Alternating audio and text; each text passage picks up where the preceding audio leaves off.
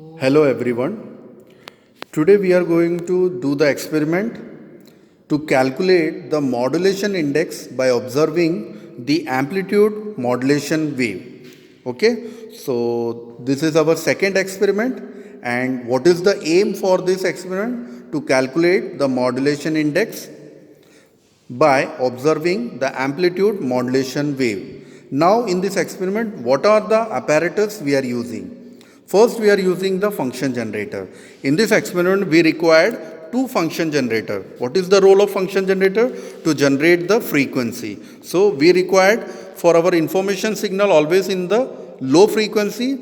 Okay, so function generator 1 we are using in the low frequency, and if you are observing the function generator first frequency only, we have to be kept from this switch. Okay, so 100 hertz only. So now we can kept around 97.6 hertz. Okay, and another apparatus we are using, that is function generator 2, we have to be kept into the high frequency. So we can kept into the frequency in hertz like 10k, that is 10,000 hertz. Okay, so 9000.39 hertz. Okay, apart from we are using the function generator.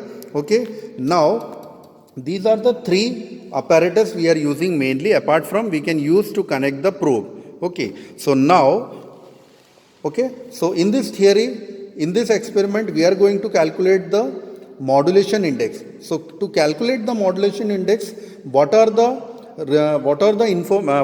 signals we required? First signal we required, that is our information signal. Second signal we required carrier signal. So carrier signal how we can generate? With the help of another function generator, and this function generator is in high frequency, that is 10,000 hertz. Okay, 10,000 kilohertz. Okay, that means 10,000 hertz or 10 kilohertz. Okay, likewise you also can say. Now if you are observing the frequency, that is time period should be less. Okay, frequency will be in the high. Okay, high frequency. So this one is the considered as the carrier signal. Okay, now in this experiment again, now we have to be calculate the modulation output. Okay, so what we'll do first, the carrier information signal input we have to be given to the CRO. So this is our information signal. Now this information signal we have to be given into the function generator modulation input. Okay, that is our original modulating information signal. Okay, and don't forget, we have to be kept, we are going to calculate the modulation index for AM wave. So in here you have to be kept the modulation in the AM wave only. Okay, so AM amplitude modulation from this switch. Okay, so we have to be kept into the modulation. Okay, so we have to be kept into the modulation wave. Okay, now from the output, okay, see function generator 2, okay, high frequency function generator we have to be set into the high frequency, and from this function generator output we have to be given to the CRO channel 1. Okay, so now what happened, this is the combination of two input signal. First one is the information signal, another one is the carrier signal. Okay, so after that from the output of function generator we will given to the CRO, and we will get the modulation. Okay, modulated output, and now from this modulated output we can calculate the Vmax and Vminimum. Why we required the Vmax and Vminimum? Because we know the formula for the modulation index, that is V maximum minus V minimum divided by V max plus V minimum, okay, into 100. Now if you are calculating, we require to calculate the V max and V minimum. How we can calculate the V max and V minimum? From peak to peak we can calculate the V max, and how we can calculate the V minimum?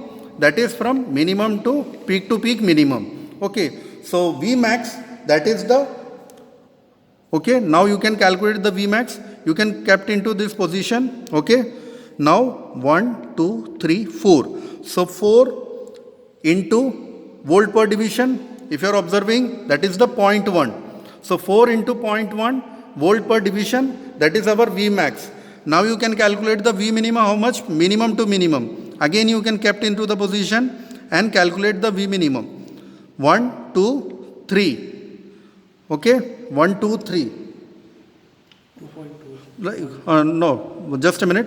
1, 2, 2.2. Sorry. Okay, so V minimum is the 2.2. Okay, so now you can put 2.2 into 0.1. Now what is the V max?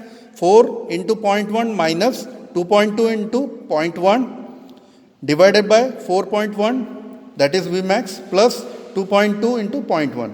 So 0.4 minus 2.22, okay, this is our, okay, divided by 0.4 plus 0.22. So 0.18 divided by 0.62 into 100, that is 29.03 percentage. Okay, so this one is the modulation index for the AM amplitude modulation wave.